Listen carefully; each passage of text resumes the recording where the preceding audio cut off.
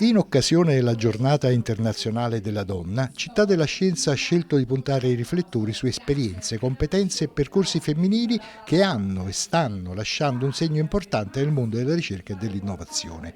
E l'ha fatto attraverso la seconda edizione di Donne di Scienza, storie di ispirazione e sfide per il futuro. L'incontro, sostenuto dal patrocinio morale della Federico II, ha riunito esperienze diverse per ragionare su formazione, crescita civile, cultura e futuro.